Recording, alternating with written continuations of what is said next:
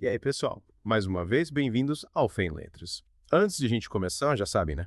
Se curtirem o papo de hoje, cliquem no like, compartilhem com os amigos e mandem nos comentários sugestões de livros que vocês querem ver desvendados por aqui. Isso aí. A leitura de hoje é Eu, Meu Pavio Curto e Deus, da Lisa Beveri. E já aviso, essa autora não alivia, hein? Ela vai fundo na questão da raiva, mas sempre sob a luz da fé. Preparem-se para encarar de frente aqueles momentos em que a gente sente que o pavio está prestes a queimar. É verdade. E a Lisa já abre o livro com uma cena bem impactante. Ela descreve um momento de pura fúria em que atira um carrinho de brinquedo pela janela. Adivinha? Vidro estilhaçado, claro. Imagina a cena. E aí, qual foi a reação dela depois desse ataque de fúria? Arrependimento, culpa. Na verdade, ela descreve uma sensação de alívio. A Raiza tinha ido embora e o problema parecia resolvido. O zelador ainda chegou com maior tranquilidade, dizendo acontece nas melhores famílias e prometendo trocar o vidro no dia seguinte. Tudo resolvido. Só que não. Entendi. É como se a gente varresse a sujeira para debaixo do tapete, né? A raiva só por um momento, mas a questão central continua ali escondida. E é justamente aí que a Lisa nos convida a mergulhar mais fundo, certo? Exato. Ela nos leva a questionar o que acontece quando a gente simplesmente ignora a raiz da nossa raiva. E o mais importante, sentir raiva é sempre errado. Boa pergunta, afinal a Bíblia fala sobre a ira de Deus, então a raiva em si não pode ser totalmente negativa, né? É aí que a Lisa faz uma distinção crucial. Ela separa a raiva em estágios, usando a analogia do preparar, apontar, fogo. No preparar, a gente sente aquele alerta interno, algo nos incomoda, mas ainda não sabemos exatamente o que. É como se a raiva tivesse adormecida. Interessante. E o que acontece no apontar?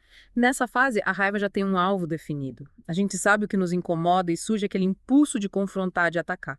Mas ainda não chegamos no gatilho, no fogo, não.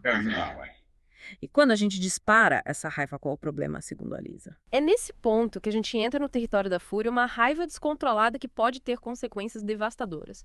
É como se a gente perdesse o controle da situação e acabasse agindo por impulso sem pensar nas consequências. Lembra da história de Caim e Abel? Caim, dominado pela inveja e pela raiva, acaba cometendo um ato terrível. A Lisa usa essa história para nos alertar sobre o perigo de deixar a raiva nos dominar completamente, né? Exatamente. Yeah. E ela vai além nos mostrando que a raiva não resolvida pode se transformar em algo muito mais insidioso, a amargura. E a amargura, como a Lisa descreve, é como um veneno que vai contaminando a gente por dentro, né? É uma ótima analogia. Ela compara a amargura a ervas daninhas que sufocam as plantas saudáveis de um jardim. No nosso caso, essa erva daninha impede o nosso crescimento espiritual, a nossa paz interior. Faz muito sentido. E aí vem a pergunta, como a gente se liberta dessa amargura, dessa raiva, que insiste em nos controlar? Qual o antídoto que a Lisa nos oferece? A Lisa nos apresenta um caminho de 3 etapas: a confissão, perdão e a vida no espírito. Mas antes de mergulharmos nesses passos, que tal explorarmos um pouco mais as consequências da raiva mal administrada? Concordo. Acho que entender a profundidade do problema nos ajuda a buscar a solução com mais afinco, né? Afinal, quem quer viver com essa amargura corroendo a alma? E a Lisa nos mostra que essa amargura pode se manifestar de diversas formas, inclusive no julgamento do outro. Mas vamos deixar essa parte para o próximo bloco para não atropelarmos as etapas. Perfeito. Então, pessoal, ficam ligados porque a conversa está só começando. De volta ao nosso mergulho profundo em Eu, Meu Pavio Curto e Deus. No bloco anterior, a gente desvendou os estágios da raiva, a diferença crucial entre a raiva que nos alerta e a fúria que destrói. E ainda tocamos na questão da amargura como consequência da raiva mal resolvida. É verdade. E a Lisa Beveri não para por aí. Ela nos leva a um terreno ainda mais delicado. A relação entre a raiva e o julgamento. É verdade. Ela explora como a raiva pode distorcer a nossa visão, nos levando a julgar os outros de forma precipitada e injusta, né? Exatamente. É como se a raiva virasse uma lente que aumenta os defeitos do outro enquanto minimiza as nossas próprias falhas. A Lisa nos lembra que Jesus nos ensinou a não julgar para que não sejamos julgados. Afinal, quem somos nós para apontar o dedo para o outro? É verdade. Me faz lembrar de um versículo que diz: atira a primeira pedra aquele que nunca pecou. É um chamado à compaixão, a reconhecer que todos nós erramos, né? Sim. E a Lisa vai além, nos convidando a questionar as motivações por trás dos nossos julgamentos. Muitas vezes julgamos o outro para nos sentirmos superiores, para alimentar o nosso ego. É uma forma de desviar o foco das nossas próprias fragilidades. Sei. Em vez de olhar para a trave no nosso próprio olho, a gente se concentra no cisco no olho do outro, né? Perfeito. E a Lisa nos alerta sobre o perigo de usar rótulos para desqualificar as pessoas. Quando chamamos alguém de incompetente, egoísta ou qualquer outro adjetivo negativo, estamos fechando a porta para o diálogo, para a possibilidade de reconciliação. É como se a gente construísse um muro de palavras, né? Um muro que impede a verdadeira comunicação, a compreensão mútua. É isso. E a Lisa também nos lembra que ao julgarmos o outro, estamos assumindo um papel que não nos pertence, o papel de Deus.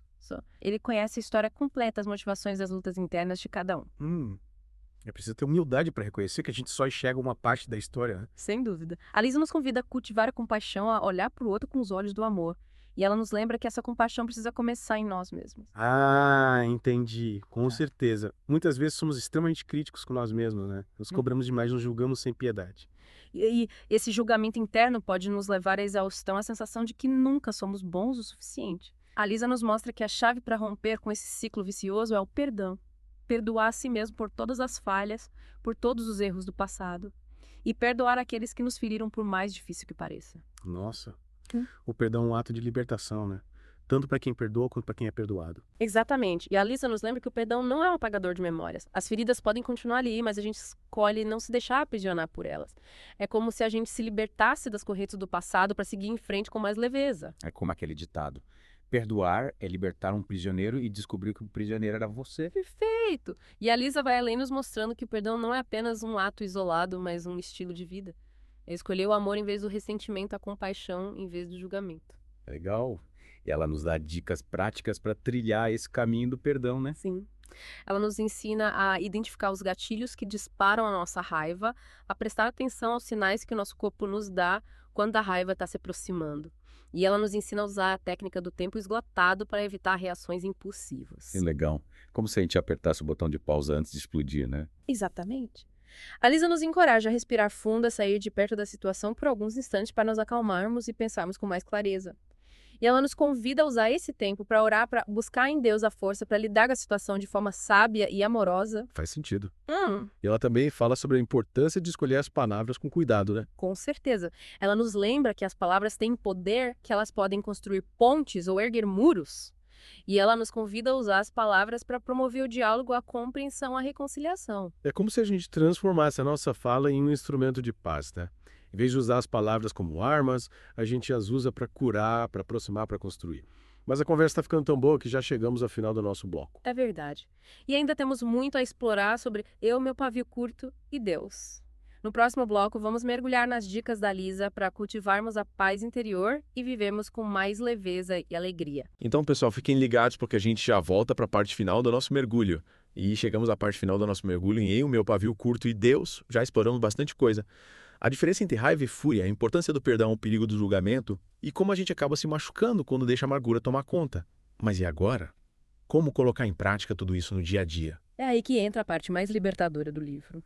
A Lisa Beveri nos mostra que a paz interior não é um estado mágico que a gente alcança de repente. É uma construção diária, um compromisso que a gente assume com a gente mesmo. E como a gente constrói essa paz interior? Tem alguma receita mágica? A Lisa nos apresenta um caminho, mas não é uma fórmula pronta. É um convite a olhar para dentro, a identificar os gatilhos que disparam a nossa raiva e a buscar em Deus a força para lidar com eles. A gente falou um pouco sobre a importância da conexão com o Espírito Santo, né?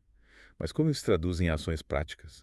Como a gente coloca essa conexão em movimento? A Lígia nos convida a usar a oração como um canal de comunicação com Deus. Não aquela oração mecânica de repetir frases decoradas, mas um diálogo sincero em que a gente expõe as nossas angústias, os nossos medos, as nossas frustrações. Entendi. É como se a gente abrisse o coração para Deus, né? Sem máscaras, sem reservas. Exatamente. E ela nos encoraja a buscar na Bíblia a sabedoria para lidar com os desafios da vida. Não é simplesmente ler por ler, mas meditar nos ensinamentos, procurar as respostas para as nossas dúvidas, a orientação para os nossos passos. Lembra que a Elisa cita vários exemplos bíblicos de pessoas que enfrentaram a raiva, né? Moisés, Davi e Paulo. Esses exemplos nos mostram que a gente não está sozinho nessa luta, que até os grandes heróis da fé tiveram que lidar com esse desafio. Com certeza. E a Lisa também nos convida a cultivar a paciência, que é uma virtude fundamental para quem quer viver em paz. Afinal, a raiva muitas vezes surge da impaciência, da frustração, por não conseguirmos o que queremos na hora que queremos. Verdade. É aquele famoso ditado.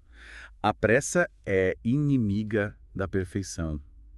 E a Lisa nos dá dicas práticas para cultivar a paciência, né? Sim. Ela nos ensina a respirar fundo, a contar até a analisar a situação com calma antes de reagir. E ela nos lembra que a paciência não é sinônimo de passividade. É ter a sabedoria para agir no momento certo da forma certa. E como a gente sabe qual é o momento certo, a forma certa de agir? A Lisa nos encoraja a buscar em Deus a direção à sabedoria para discernir a melhor forma de lidar com cada situação. Ela nos lembra que a gente não precisa carregar o peso do mundo nas costas, que a gente pode entregar as nossas preocupações, as nossas ansiedades nas mãos de Deus. É como se a gente fizesse uma troca, né? A gente entrega a Deus o nosso fardo pesado e ele nos dá em troca a leveza da sua paz. Que bela imagem! E a Lisa nos garante que essa paz de Deus está disponível para todos nós. Basta abrirmos o nosso coração para recebê-la. Que mensagem inspiradora. É. Mas me diz uma coisa, qual o principal ensinamento que você tira desse livro? Qual a mensagem central que você leva para sua vida? Para mim, a grande lição de eu, meu pavio curto e Deus é que a gente não precisa ser refém da raiva. Com a ajuda de Deus, a gente pode transformar essa energia explosiva em algo positivo, em força, para superar os desafios em compaixão, para perdoar as ofensas em amor, para construir relacionamentos saudáveis. Que lindo. É como se a gente aprendesse a dançar com a raiva, né? Sem negar a sua existência, mas sem permitir que ela conduza os nossos passos. Exatamente. E a Lisa nos mostra que essa dança é possível. Basta a gente se entregar ao ritmo da graça, da misericórdia e do amor de Deus. E aí, pessoal, o que vocês acharam desse mergulho profundo em Eu, Meu Pavio Curto e Deus? Esperamos que vocês tenham se inspirado tanto quanto a gente. E para continuar recebendo doses de sabedoria e fé, não se esqueçam de seguir o Fé em Letras e acompanhar os próximos episódios. Até a próxima.